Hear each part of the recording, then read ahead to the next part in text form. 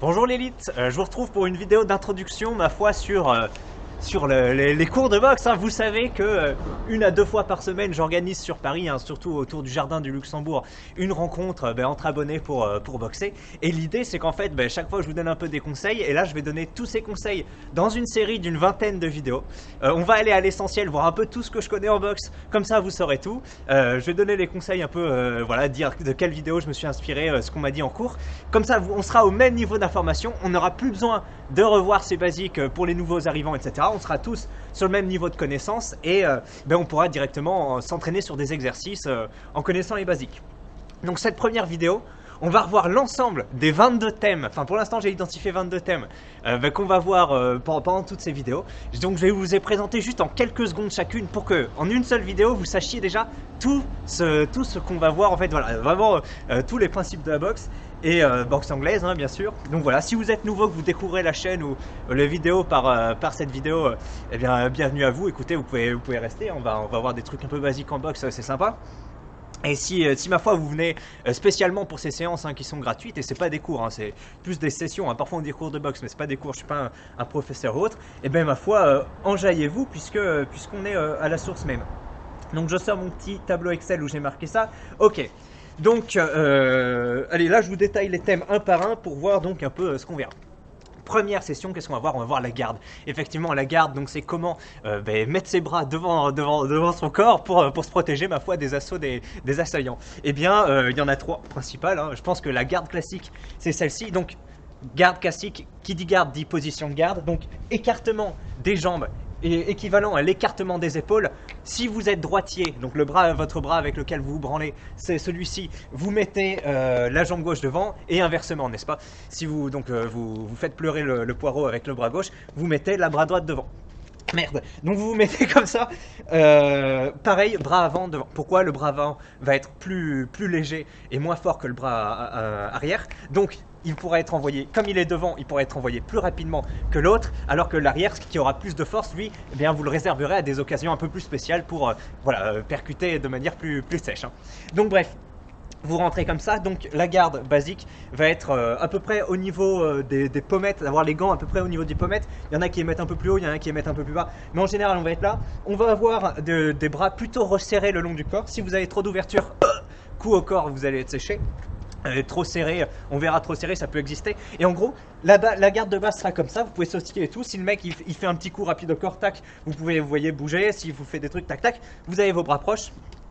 Et donc voilà, ça vous permet d'avoir une petite bonne mobilité.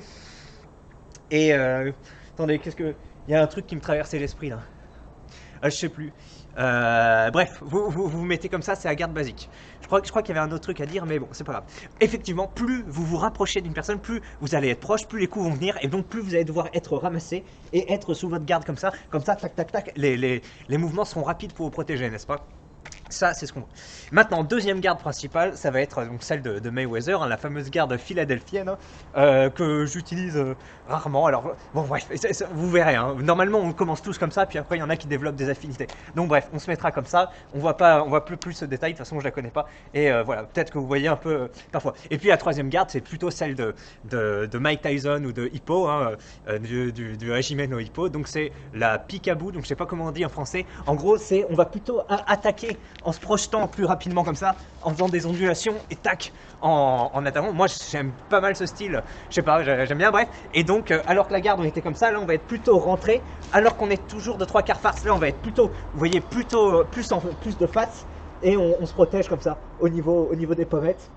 Vous voyez que je suis complètement hermétique à ce niveau-là, mais que c'est plus dur d'envoyer mes bras, que je suis plus ramassé, etc. On a vu les trois gardes, maintenant on passe à quoi? Les coups. Il y a combien de coups? Il y en a 4. Hein. Après, il y a des petites variantes, mais là, on va voir que les 4 de base. Donc, il y a le jab, effectivement. Vous savez que quand vous êtes en position de garde, on vient de voir, n'est-ce pas? Vous pouvez envoyer le bras avant qui est plus léger, plus rapide. Voilà. Et donc, ce bras avant va servir à chercher la distance, à déstabiliser l'adversaire, à parfois pousser un peu pour faire votre tempo, etc. Un peu poser le rythme, etc. Donc, bref. Ce jab doit théoriquement être envoyé avec un peu de force, avec un peu de vitesse, mais sans mettre en mouvement le corps, n'est-ce pas? Parce que vous devez bien l'envoyer et rester en contrôle de vous-même. Donc voilà, petit jab, vous envoyez le bras, Vous essayez de le déplier. Alors si vous faites l'entraînement ou autre, en combat vous pouvez déplier totalement le bras, passer l'épaule comme ça, mais en entraînement, évitez de vous faire des tendinites en vraiment claquant le coude, vous voyez ce que je veux dire. Essayez toujours d'avoir un petit contrôle. Voilà, donc petit jab. Donc pour ceux qui ont jamais fait, c'est vrai que ça paraît évident, mais peut-être que vous ne connaissez pas. En gros, il faut tourner le poing comme... je sais pas, comme un tournevis parfois on dit, vous voyez ou pas. Vous frappez pas comme ça à la fin, vous frappez, tac, le point est à l'horizontale à la fin, donc slack, vous faites, tac. Normalement vous gardez les mains plutôt détendues, alors en position un peu fermée mais détendues quand vous êtes en position, puis au moment d'envoyer, normalement vous durcissez le point à la fin, au moment de l'impact. Voilà, quand vous envoyez le jab, il revient à la même place d'où il est parti, hein. Vous faites pas et vous pouvez tomber, enfin ça vous pouvez le faire si vous êtes très fatigué à la fin, mais normalement le geste d'entraînement et tout, voilà, on a vu le jab, n'est-ce pas? Maintenant on va voir les directs. Les directs sont comme des jabs, hein, des points envoyés du point A au point B, donc la façon la plus rapide possible, en passant donc un petit travail comment dire, d'extension du bras, il n'y a pas de rotation, vous voyez ce que je veux dire. Quand vous envoyez donc votre bras, vous allez inclure une rotation du corps tout simplement pour donner plus de puissance. On l'a peut-être pas trop vu au moment du jab, mais effectivement l'idée c'est qu'en frappant vous vous protégez avec votre épaule, hein, puisque voilà, l'épaule va protéger votre tête, et puis en plus voilà, vous faites la rotation comme ça. Donc effectivement direct avant, arrière, excusez-moi, direct arrière, donc qui va être plus puissant. Vous n'hésitez pas à pivoter un peu la jambe arrière pour qu'il y ait un transfert de poids, bam, que vous appuyez. On n'oublie pas de toujours garder sa garde quand on donne des coups. Moi, vous me verrez, hein, aux entraînements j'oublie, etc. Mais bon, en théorie, on doit toujours, vous voyez, se protéger en même temps qu'on frappe, parce que si on frappe et qu'on fait comme ça, par exemple, vous voyez, pour avoir encore plus d'équilibre, bien évidemment, paf, on se prend un truc derrière. Donc même si vous touchez, si vous êtes touché, c'est un peu dommage. Donc on va vraiment essayer toujours de garder cet écartement des jambes qui peut un peu varier, paf, et là on envoie le direct. Pareil pour le direct avant, paf. Vous voyez que là je peux tourner, paf. Et là je donne, tac. Par exemple, tu vois, petit jab, et là, paf. J'envoie un direct ou paf. Bref, ça c'est le direct. Maintenant qu'on a vu le direct, donc le direct peut aller au visage, au corps, etc. Moi vous allez voir que j'aime bien me ratatiner un peu pour envoyer des coups au corps, je sais pas, c'est mon kiff. Après donc on va voir les directs, non pardon, les crochets. Donc les crochets forment des mouvements, je voulais éviter le mot crochet mais j'ai trop obligé de le dire, vous voyez, ça fait comme un virage. Donc en théorie, excusez-moi j'ai un chewing-gum, je vais avaler à moitié. En théorie, vous devez former un bloc uniforme entre votre bras qui est comme ça, vos épaules et votre corps. Et c'est non pas le bras qui va partir tout seul, là vous voyez que je bouge pas, mais l'impulsion du corps en pivotant qui va donner le coup du crochet. Donc le crochet peut être normalement un coup de mi-distance ou vraiment de courte distance. Vous êtes à côté, bam, vous voyez que vous envoyez, bam, bam. Hein, attendez, donc là voilà. Voilà. Et il peut être aussi un coup plutôt de longue distance, enfin pas vraiment de longue distance, mais en tout cas parfois, voilà, on peut voir le mec, paf, on peut partir un peu loin, voilà, paf, paf, paf. Et ça, quand ça arrive à l'entraînement, il faut faire gaffe, on peut se faire mal aux épaules en fait. Si on donne des coups trop forts, trop souvent, vous voyez qu'il y a beaucoup de levier vu que le bras est loin. Bon ça c'est moche, hein, mais normalement ne le faites pas. Mais bref, si vous avez mal aux épaules après des séries de crochets, c'est que vous le faites mal. Bref. Maintenant qu'on a vu les crochets, on va voir quoi? Les uppercuts, ma foi. Uppercut, faudrait trouver un mot français à ce truc-là. Donc le coupe d'en dessous. Le coupe d'en dessous, voilà, le coup par-dessous, voilà, qui coupe. Bref, en gros, vous vous ramassez, et une fois que vous êtes en bas, vous remontez en extension pour choper le menton du gars, tout simplement. Voilà, c'est un coup qu'on met peut-être un peu moins souvent que les autres, qu'on doit être plutôt assez proche pour le mettre, hein, quoique parfois on peut passer, si on voit que le gars il a la garde comme ça, on peut le passer de loin, mais en général, voilà, on va vraiment chercher à se rapprocher, et voilà, paf, paf, on n'oublie pas la rotation, petit mouvement du corps, etc. Alors là, des mouvements vraiment comme ça, on en fait rarement en combat, mais faut quand même s'entraîner à les faire beaux, parce qu'après, ça va couler de source. Et si le mec se baise abusivement, hein, parce que vous savez, pour esquiver, moi j'aime bien me baisser, etc. Mais si le mec est chaud et paf, il me chope au moment où je baisse, paf, ça fait mal. Maintenant qu'on a vu les 4 principaux coups, on va voir quoi les gars? On va voir les parades. J'ai mis 3 parades, allez, mais vraiment en quelques secondes. Donc parade des jabs ou des directs. Bon, En gros, soit quand vous boxez, vous pouvez prendre de la distance, pas de retrait, voilà, courir autour du gars, enfin courir, sautiller pour esquiver les coups, et dans ce cas, vous êtes un peu trop loin pour l'attaquer, soit vous choisissez de rester à courte distance et vous allez absorber via une parade ou via une esquive pour essayer de remiser derrière, pour essayer de vous venger hein, du coup que vous avez absorbé ou esquivé pour voilà, lui défoncer, enfin bref, lui mettre un truc. Et donc, parade des jabs et des directs. Attendez, qu'est-ce que c'est déjà? En gros, les jabs, le mec vous met des trucs comme ça, là, c'est rapide, tac, tac, et vous, soit si ça vous touche pas, c'est bien, si ça vous touche, là, vous pouvez, paf, faire des petites pattes de chat, paf, paf. Alors là, j'ai pas de partenaire, mais imaginez que le coup vient et que je chasse comme ça. Voilà, et si le mec met trop de force, tac, le bras est chassé, et après, vous pouvez enchaîner, voilà. Ça, c'est les fameuses parades du jab.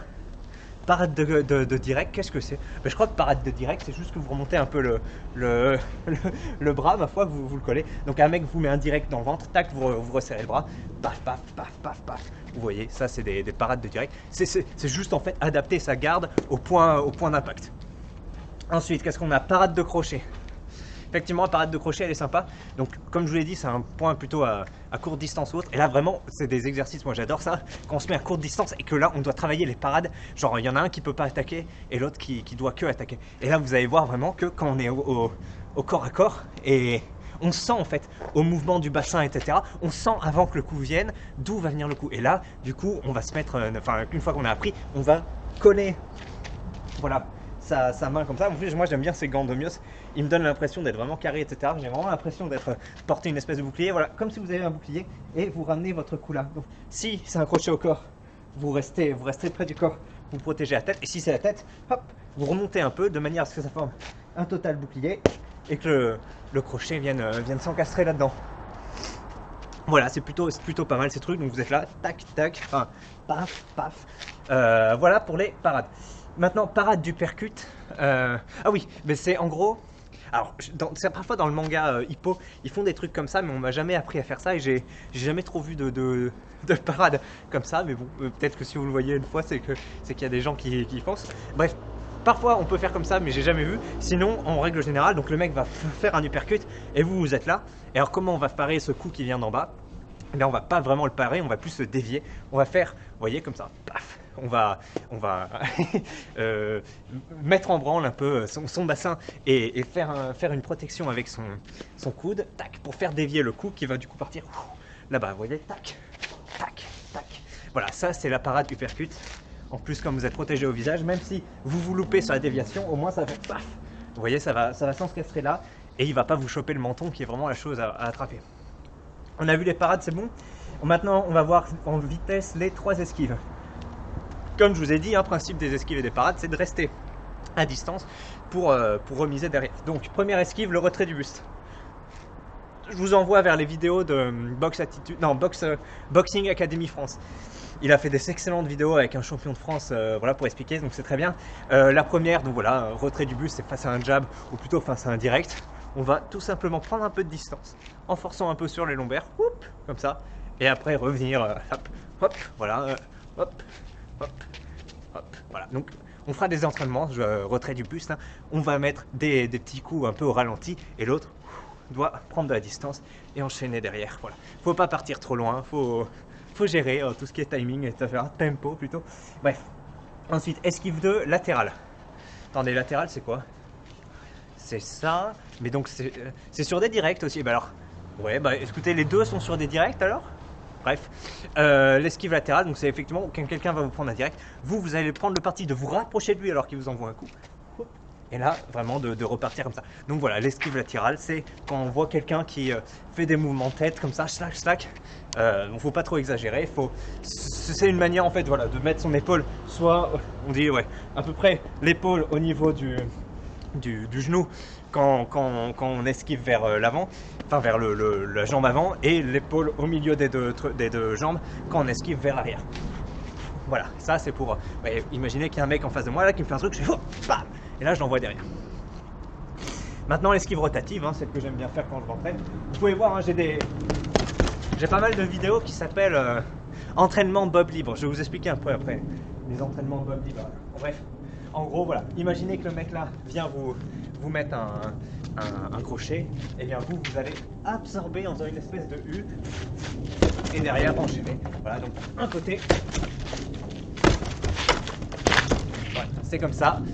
Donc ça, c'est des mouvements assez pas mal, assez énergivores, mais ça fait toujours son effet quand on le fait. Voilà, c'est sympa. Qu'est-ce que je voulais dire? Ah oui, non, mais le but aussi, c'est d'esquiver et d'envoyer des coups derrière. Mais ça, je ne voulais pas expliquer, mais on le verra dans les vidéos dédiées. Ensuite, donc, il y a le jeu de jambes. Un truc que j'ai jamais trop compris. Donc, il faudra que j'étudie un peu la question. J'ai vu que Kong Dirty Boxing faisait plein de vidéos là-dessus. Moi, je sais juste que le jeu de jambes, il faut pas croiser, voilà, faut jamais croiser ses pieds quand vous vous déplacez. Il faut toujours garder la même chose. Et du coup, il y a des petits exercices pour travailler la coordination, l'espace, etc. Voilà pour le jeu de jambes. Les feintes, bon pareil, en gros les feintes, tu dois faire semblant de donner un coup, donc tu dois donner une petite impulsion, faire un micro-mouvement, mais c'est assez énergivore pour celui qui le fait, s'il ne les maîtrise pas, etc. Je suis pas un expert, mais on verra quand même ça, parce que c'est un des trucs du combat, hein. Vous me voyez en faire, tout le monde en fait. On verra ensuite un focus après comment boxer contre un boxeur plus grand. Il s'agira de casser la distance pour attaquer notamment au corps, ou en tout cas à courte distance, et comment boxer un boxeur plus petit. Et là, ce sera l'inverse. Il s'agira de gérer la distance pour le cartonner de loin sans qu'il se rapproche. On verra ensuite l'utilité de la course en boxe, effectivement. Comment il faut courir en boxe, de ce que j'ai lu. Donc, je vous divulgage, hein. C'est plutôt des accélérations qu'on pourrait appeler des sprints. Voilà, sur quelques secondes, et puis quelques secondes de repos, puis accélération. Le but, c'est de faire monter votre cardio pour vous habituer au rythme très intense des assauts. Voilà, alors que si vous courez pendant 40 minutes à vitesse moyenne, etc., ça c'est moins adapté. Une fois que vous monterez dans les tours là, pendant 3 minutes, votre cœur ne sera pas adapté. Donc voilà, il faut vraiment le choquer pendant ces entraînements pour être adapté à ce rythme-là. Prochaine vidéo sera sans chewing-gum là. Qu'est-ce qu'on a de plus après? Oui, le shadowboxing, donc le pugilat ombragé. Voilà. Comment s'entraîner quand vous n'avez pas d'adversaire, comment travailler vos esquives, vos placements, vos coups, etc. On verra. En gros, voilà, c'est d'imaginer qu'il y a quelqu'un en face de vous et qu'il vous envoie des coups. Voilà. Ça, c'est le shadowboxing. On en discutera. Le travail au sac. Alors moi j'ai pas de sac de frappe, mais l'idée vraiment c'est de bam bam bam travailler la vitesse et la force. J'ai pas de sac de frappe, j'ai eu l'occasion dans des salles de m'entraîner avec. Je pourrais pas vous faire de démonstration à part si je trouve quelqu'un qui a un sac. Mais voilà, en gros faut pas s'entraîner comme une merde, tout donner pendant 3 minutes ou faire des petits trucs. Là faut trouver voilà, des enchaînements à répéter le plus rapidement possible. Enfin, avec des pauses, mais pour vraiment s'entraîner sur un enchaînement ou autre. On verra ça. Travail au bob, moi voilà, j'ai un bob. Hein. Et oui, je suis un bourgeois. Ça coûte cher ce truc. Bref, qu'est-ce que je voulais dire? Oui, le bob, ça va être utilisé pour travailler la précision. Un peu tout. Hein. Et moi, voilà, j'aime bien travailler au bob. Donc, en généralement, quand c'est marqué entraînement bob libre, c'est que je m'entraîne. Je m'entraîne sans ligne de conduite, quoi. Voilà, je fais un peu tout ce qui me passe par la tête. Je mets une musique en général en arrière-plan, puis je me laisse porter par la musique et paf, j'envoie. Et puis après, il y a des entraînements en bob. Voilà, ça va être que sur du direct, que sur du jab, entraînement spécial esquive rotative, entraînement spécial esquive latérale, voilà. Donc je serai seul pas la bob, voilà. J'imagine qu'il me frappe et voilà. Ah ouais, moi de base j'adore faire des esquives rotatives, donc faudra que je m'astreigne pendant les trucs, les séances dédiées à pas trop partir en C, mais voilà, ça c'est le but. Bref, et maintenant qu'est-ce qu'on va voir? Oui, les 3 dernières choses sont les muscles hein, qu'il faudra travailler, ou en tout cas les groupes musculaires pour la boxe qui sont importants. Donc d'abord les jambes effectivement, hein, vu qu'on est beaucoup en appui, qu'on doit être vif, qu'on doit faire beaucoup se baisser, etc. On verra quelques exercices, hein, rien de fou. Enfin moi, bref, des squats, faire un peu la chaise, ce genre de truc. Ensuite, travailler les bras. Alors pourquoi j'ai mis ça? Parce que en vrai, je sais pas, moi je fais des tractions et des pompes. En général, on dit qu'il faut plutôt faire du poids de corps hein, pour travailler les bras. Après, je pense qu'on peut boxer sans spécialement faire des trucs, mais bon, on verra un petit focus là-dessus. Et puis travailler son cou. Effectivement, ça, je dirais que c'est plus important que les 2 autres, parce que les 2 autres, on les travaille déjà bien en faisant les exercices, les cours, les assauts, etc. Alors que le cou, faut le travailler en plus, moi. Je sais pas, moi j'ai un petit coup de poulet et enfin. En gros, voilà, quand je me prends des coups, après je peux avoir mal au cou et puis après ça me fait mal à la nuque.